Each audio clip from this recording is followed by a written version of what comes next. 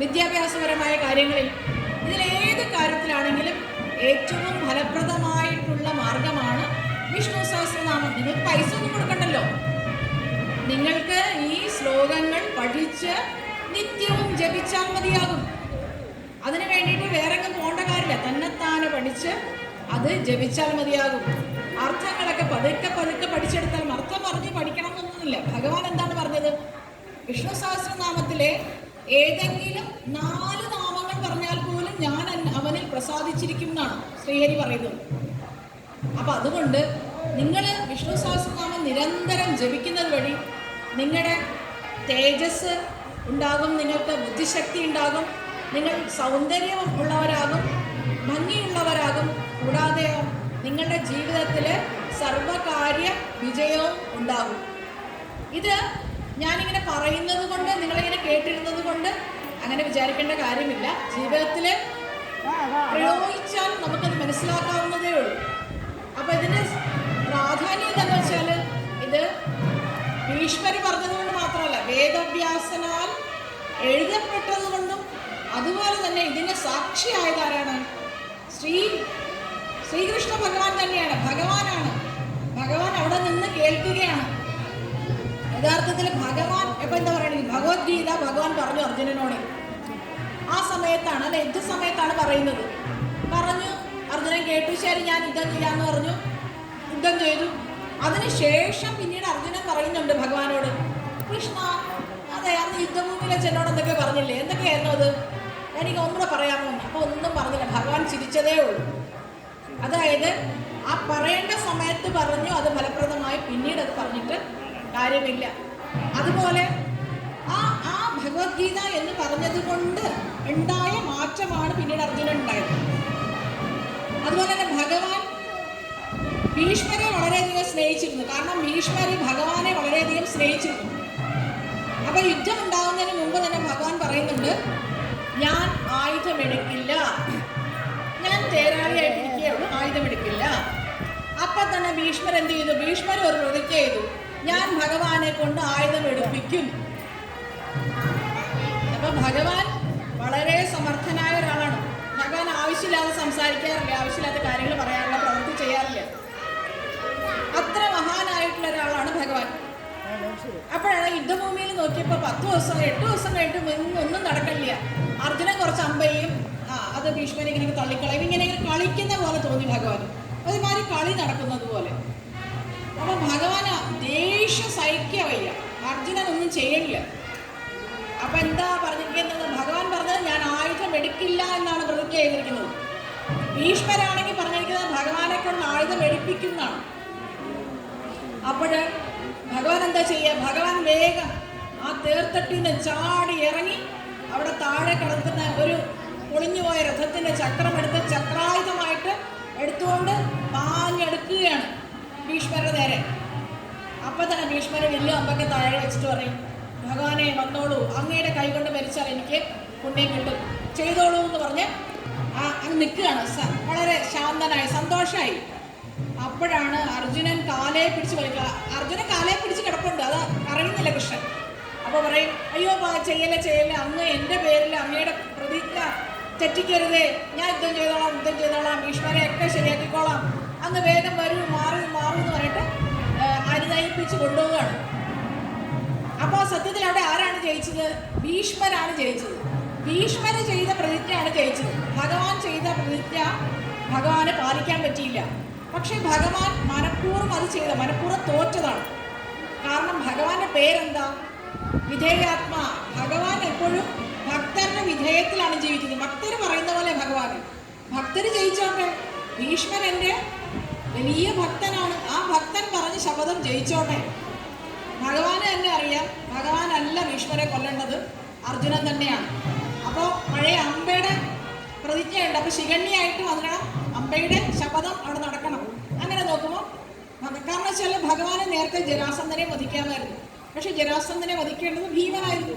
അതുകൊണ്ട് ഭഗവാനെ വേറൊരു ചീത്തപ്പേരും കിട്ടി, രക്ഷോട്, രണഭൂമിയിൽ നിന്ന് ഓടിപ്പോയവൻ എന്നുള്ള. പക്ഷെ എന്നിട്ടും 18 പ്രാവശ്യം അദ്ദേഹം ജരാസന്ധനെ യുദ്ധം ചെയ്യാതെ ഓടുകയാണ്. അദ്ദേഹം പിന്നീട് ദ്വാരയ്ക്ക് പോവുകയാണ്. അപ്പോഴെല്ലാം ഭഗവാൻ ഭക്തരുടെ കൂടെയാണ്, ഭക്തരെ സംരക്ഷിക്കുക, ഭക്തരെ സ്നേഹിക്കുക, ഭക്തരോടൊപ്പം നിൽക്കുക, അങ്ങനെയുള്ള ഇത്ര സ്നേഹനിധിയായിട്ടുള്ള നമ്മളെ സ്വന്തം അമ്മയെക്കാളേറെ സ്നേഹിക്കുന്ന ശ്രീഹരി വിഷ്ണു അല്ലാതെ വേറെ ആരാണ് നമുക്ക് ആശ്രയം? അതുകൊണ്ട് ഭഗവാനെ പുകഴ്ത്തുക, ഭഗവാനെ പ്രകീർത്തിക്കുക. അപ്പൊ ഭഗവാൻ ശ്രീകൃഷ്ണൻ അടുത്ത് നിന്നുകൊണ്ടാണ് ഭീഷ്മർ പറയുന്നത് ഈ സഹസ്രനാമങ്ങൾ. അപ്പൊ അതിന്റെ അവസാനത്തെ വരിയുണ്ട്, അത് മഹാഭാരതത്തിലുള്ളതല്ല. വനമാലി ഗതി ശാമി ശങ്കി ചക്രി, അതെന്താ പറയാ, ഈ ഭഗവാൻ തന്നെയാണത് അല്ലെ. ഈ നിൽക്കുന്ന യുധിഷ്ഠിരന്റെ അടുത്ത് നിൽക്കുന്ന ആ മയിൽപീലി കൂടിയ കണ്ണൻ തന്നെയാണ് ഞാൻ പറയുന്ന സഹസ്രനാമത്തിന്റെ ഉടമ, ആ സഹസ്രനാമത്തിന് അർഹൻ. അദ്ദേഹത്തെയാണ് നീ പൂജിക്കേണ്ടത്. പക്ഷെ അത്രയും നാൾ കൂടെ നടന്നിട്ട് അർജുനന് പോലും മനസ്സിലാവുന്നില്ല ഭഗവാനാണ് കൂടെയുള്ളതെന്ന്. അപ്പോൾ നമ്മളുടെ കൂടെയും ഭഗവാനുണ്ട്, നമ്മുടെ ഉള്ളിലുമുണ്ട്, നമ്മൾ ഭഗവാനോടൊപ്പവുമാണ്. ഇത് നമ്മൾ തിരിച്ചറിയേണ്ടതാണ്. അപ്പോൾ ഭഗവാന്റെ ആ പാദങ്ങളിലായിരിക്കണം നമ്മുടെ ജീവിതം. അതിനുവേണ്ടി നമ്മളെന്താ ചെയ്യുക? എന്ത് കാര്യം ചെയ്യുമ്പോഴും സർവം ശ്രീകൃഷ്ണാർപ്പണ വസ്തു എന്ന് പറഞ്ഞ് ചെയ്യുമ്പോൾ നമ്മൾ സ്വയം ഭഗവാനിൽ സമർപ്പിക്കുകയാണ്. നമ്മൾ ഭഗവാന്റേതാണ്, നമ്മൾ ഭഗവാന്റെ ആണല്ലോ. കാരണം ഭഗവാന്റെ ജീവാത്മാവ് അല്ലേ നമ്മുടെ കയ്യിലിരിക്കുന്നത്, ഭഗവാൻ തന്നതാണത്. ഭഗവാൻ നമുക്ക് തന്നിരിക്കുന്ന ഈ വാടകയ്ക്ക് തന്നിരിക്കുന്ന ഈ ബോഡിയിൽ, അതിനെ ഭഗവാനെ എന്താ പറയുന്നത്? പുരുഷഹ എന്ന് പറഞ്ഞ് ഭഗവാന്റെ ഒരു നാമമുണ്ട്. അപ്പോൾ ആളുകൾ വിചാരിക്കും ജെൻഡർ ബേസ്ഡ് ആയിട്ട് അത് പുരുഷനാണ്, ഭഗവാൻ ആണാണ്, അങ്ങനെയൊക്കെയുള്ള ചില വികലമായിട്ടുള്ള ട്രാൻസ്ലേഷൻ ആണ് കേട്ടിട്ടുണ്ട്. പുരുഷൻ എന്ന അർത്ഥം അതല്ല. പുരത്തിനെ അറിഞ്ഞവൻ ആരും അവൻ എന്നാണ് അർത്ഥം. പുര എന്ന് പറഞ്ഞാൽ നവദ്വാരമായിട്ടുള്ള ഈ മനുഷ്യ ശരീരം. പുരം എന്ന് പറഞ്ഞാൽ ഫോർട്ട് അഥവാ കോട്ട എന്നാണ് അർത്ഥം, അതിൻ്റെ വാക്കിൻ്റെ അർത്ഥം. അപ്പൊ 9 ദ്വാരങ്ങളുള്ള ഒരു പുരമാണ് മനുഷ്യ ശരീരം. ആ ശരീരത്തെ അറിഞ്ഞവൻ ആരോ അവനാണ് പുരുഷൻ. അതാണ് പുരുഷ. നമ്മൾ ഈ പറയുന്ന പുരുഷൻ സ്ത്രീ അതല്ല.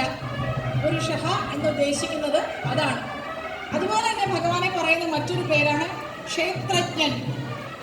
ക്ഷേത്രം എന്ന് പറയുന്നത് ഭഗവാൻ ഭഗവത്ഗീതയിൽ പറയുന്നുണ്ട്. ക്ഷേത്രം മൽ ഗാത്രം, എൻ്റെ ശരീരം, അതായത് ഈ ശരീരം തന്നെയാണ് കൗന്ദേയ ക്ഷേത്രം. അത് നമ്മളെ എല്ലാവരുടെയും ശരീരമാണ് ക്ഷേത്രം. അതാണ് നമ്മൾ കുളിച്ച് ശുദ്ധമായി വയ്ക്കണം എന്നൊക്കെ പറയുന്നത്. അതിനാണ് ക്ഷേത്രമാണ്. ആ ക്ഷേത്രത്തിൽ കുടികൊള്ളുന്ന ക്ഷേത്രജ്ഞനാണ് ഭഗവാൻ. ആ ക്ഷേത്രജ്ഞൻ എന്നുള്ള പേരിൻ്റെ അർത്ഥവും ഭഗവാൻ പരമാത്മാവ് ശ്രീഹരി വിഷ്ണുവാണ്. അതുപോലെ തന്നെയാണ് ഭഗവാന്റെ സാക്ഷി എന്നുള്ളൊരു നാമം.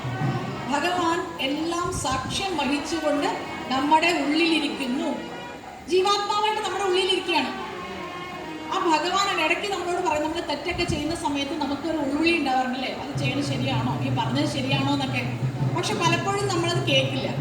എന്നിട്ട് നമുക്ക് തോന്നുന്ന പോലെ ചെയ്യും. നമ്മളെപ്പോഴും എന്താ ചിന്തിക്കണത്? ഭൗതിക ലോകത്ത് നമ്മളെപ്പോഴും ചിന്തിക്കണം നമുക്ക് സന്തോഷമുള്ളത് ചെയ്യുക. അങ്ങനെയല്ലല്ലേ ആധുനിക ആൾക്കാർ പറയണത്? അങ്ങനെയാണല്ലോ, ജീവിതം എൻജോയ് ചെയ്യാനുള്ളതാണ്, എൻ്റർടൈൻമെൻ്റ് ആണ്.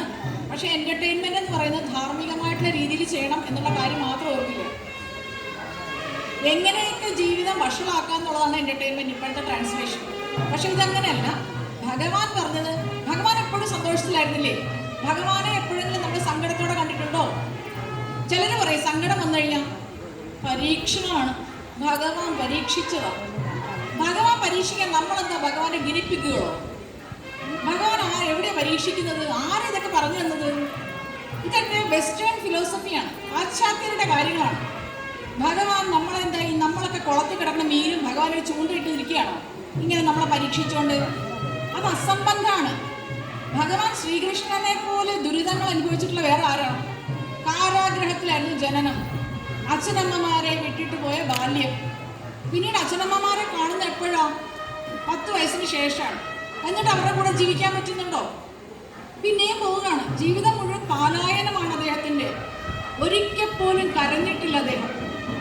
ചിരിച്ചുകൊണ്ട് തന്നെ ജീവിതത്തിലെ കർമ്മങ്ങളെ നേരിട്ട ആളാണ്. അങ്ങനെയുള്ള ഒരാളെ ചിന്തിക്കുകയും അങ്ങനെ ഒരാളെ ആരാധിക്കുകയും ചെയ്യുന്ന നമ്മൾ എങ്ങനെ പറയും നമ്മളെ അദ്ദേഹം പരീക്ഷിക്കുക എന്ന്? അല്ലെങ്കിൽ ഭഗവാൻ എന്തിനാണ് നമ്മളെ പരീക്ഷിക്കുന്നത്? ചിലർ പറയും ദുഃഖം വരുമ്പോൾ അയ്യോ ഭഗവാൻ കൂടുതൽ ദുഃഖം തരിക, കൂടുതൽ നമ്മൾ ഭഗവാനോട് അടുക്കാൻ. അതെന്താ? ഭഗവാൻ എന്തിനാ നമ്മളെ സങ്കടപ്പെടുത്തിയിട്ട് അടുപ്പിക്കുന്നത്? അതൊക്കെ എന്ത് തരത്തിലുള്ള ഐഡിയ ആണെന്ന് എനിക്ക് മനസ്സിലാവുന്നില്ല. സത്യത്തിൽ സങ്കടങ്ങളോ ദുഃഖങ്ങളോ ദുരിതങ്ങളോ വരുന്നുണ്ടെങ്കിൽ നമ്മളുടെ കർമ്മഫലമാണ്, കയ്യിലിരിപ്പുണ്ടാവും. നമ്മൾ ഈ ജന്മത്തിൽ ചെയ്തതോ കഴിഞ്ഞ ജന്മത്തിൽ ചെയ്തതോ അതിനു മുമ്പ് ചെയ്തതോ കർമ്മങ്ങളുടെ ഫലമായിട്ടാണ് നമ്മൾ എന്തനുഭവിക്കുന്നത്. കഴിഞ്ഞ ജന്മത്തിൽ ഒത്തിരി മനുഷ്യരോട് ദ്രോഹമൊക്കെ ചെയ്തു കാണും. അത് കഴിഞ്ഞ് സുഖമായിട്ട് പറ്റുമോ? ഒരു മനുഷ്യജന്മത്തിൽ കിട്ടുന്ന ശിക്ഷയല്ലേ കിട്ടൂ. അത് കഴിയുമ്പോൾ കർമ്മഫലമായിട്ട് അടുത്ത ജന്മത്തിൽ നമ്മളത് ക്യാരി ഓൺ ചെയ്യുന്നതാണ്. എപ്പോഴും അങ്ങനെയല്ലേ അല്ലേ? മാർച്ച് വരെ കിട്ടിക്കഴിഞ്ഞിട്ടുള്ള പൈസ ചിലവായില്ലെങ്കിൽ അത് തിരിച്ചു പിടിച്ചിട്ട് പിന്നീട് അടുത്ത പ്രാവശ്യം ചിലവഴിക്കാൻ പറ്റുമോ? അങ്ങനെ അങ്ങനെ കൂട്ടിക്കൂട്ടി വെച്ചിട്ടുണ്ട് സഞ്ചിത കർമ്മം. അതിന് ഇച്ചിരി ഇച്ചിരി തരികയാണ്. അല്ലാതെ നമ്മളെ ആരും പരീക്ഷിക്കുന്നില്ല. ഭഗവാൻ ഒരിക്കലും പരീക്ഷിക്കാറില്ല. ഇങ്ങനെയുള്ള അസംബന്ധങ്ങളൊക്കെ ആളുകൾ പറയുന്നുണ്ടെങ്കിൽ അതൊന്നും വിശ്വസിക്കരുത്. നമ്മളെ ഭഗവാൻ പരീക്ഷിക്കില്ല. ഭഗവാൻ സംരക്ഷിക്കുക മാത്രമേ ചെയ്യൂ. ഭഗവാൻ നമ്മളെ സ്നേഹിക്കുകയേ ഉള്ളൂ. പക്ഷെ അതിന് നമ്മൾ ഭഗവാനെ സ്നേഹിക്കണം. ഭഗവാനെ സ്നേഹിച്ചാൽ ഭഗവാൻ അതിലേറെ നമ്മളെ സ്നേഹിക്കും. അറിയോ, കുരൂരമ്മയുടെ കൂടെ ഭഗവാൻ സദാ ഉണ്ടായിരുന്നു. അതൊക്കെ എന്തുകൊണ്ടാണ്? ഭഗവാനെ അവരെ സ്നേഹിച്ചത് കൊണ്ടാണ്.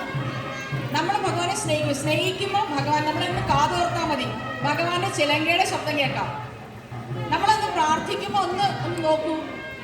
ബട്ടർഫ്ലൈസ് ഇങ്ങനെ പറഞ്ഞോ, ഭഗവാനാണ്. ഇലകള്, പൂക്കള്, കായൽ, ഇതെല്ലാം ഭഗവാനാണ്. ഭഗവാൻ വിശ്വം വിഷ്ണു അല്ലേ? ഇതൊക്കെയല്ലേ ഭഗവാൻ. അപ്പൊ നമുക്ക് ചുറ്റും സദാ നിറഞ്ഞു നിൽക്കുന്നത് ആ ജഗത് പ്രഭുവും ദേവദേവം അനന്തമായ പുരുഷോത്തമനാണ്. ആ ശ്രീഹരി വിഷ്ണുവാണ് നമുക്ക് ചുറ്റുമുള്ളത്. ആ ശ്രീഹരിയെയാണ് നമ്മൾ പ്രാർത്ഥിക്കേണ്ടത്. എങ്ങനെയാണ്? നമ്മൾ വിഷ്ണു സഹസ്രനാമം വഴിയാണ് പ്രാർത്ഥിക്കേണ്ടത്. വിഷ്ണു സഹസ്രനാമം നിരന്തരം നിങ്ങൾ പ്രാർത്ഥിക്കുക. എന്നും ഒരു നേരം മുടങ്ങാതെ വിഷ്ണു സഹസ്രനാമം ജപിക്കൂ. അതിൽ നിന്ന് നിങ്ങൾക്ക് സർവ്വ ഐശ്വര്യങ്ങളും ഉണ്ടാവുകയുള്ളൂ. കാരണം അത് പറഞ്ഞ പോലെ 5164 വർഷങ്ങൾക്ക് മുമ്പ് ഭീഷ്മര് ശരശയ്യയിൽ കിടന്നുകൊണ്ട് ശ്രീകൃഷ്ണന്റെ സമക്ഷത്ത് വെച്ച് യുധിഷ്ഠിരനോട് പറഞ്ഞു കൊടുത്ത മന്ത്രമാണിത്. ഇതിനേക്കാളും ശ്രേഷ്ഠമായിട്ടുള്ള മറ്റൊരു ശ്രീകൃഷ്ണ മന്ത്രം ഇല്ല. നമുക്ക് ധാരാളം മറ്റു മന്ത്രങ്ങളുണ്ട്. പക്ഷേ ഈ മഹാഭാരതത്തിലെ ശ്രീ വിഷ്ണു സഹസ്രനാമത്തിൻ്റെ അത്രയും കീർത്തിയുള്ളതും ശ്രേഷ്ഠവുമായിട്ടുള്ള മറ്റൊരു വിഷ്ണു സഹസ്രനാമം ഇല്ല. അപ്പം അതുകൊണ്ട് എല്ലാവരും വിഷ്ണു സഹസ്രനാമം ജപിക്കുക. എല്ലാവർക്കും എല്ലാവിധത്തിലുള്ള ഐശ്വര്യങ്ങളും വരട്ടെ. ശ്രീ ഗുരുവായൂരപ്പനും അതുപോലെ തന്നെ ശ്രീഹരി വിഷ്ണുവും ശ്രീ പൂർണ്ണത്രയീശനും എല്ലാവർക്കും ആരോഗ്യ സൗഖ്യം സകലവിധ ഐശ്വര്യങ്ങളും മംഗളങ്ങളും വരുത്തട്ടെ. ഹരേ കൃഷ്ണ. സർവം കൃഷ്ണാർപ്പണമസ്തു.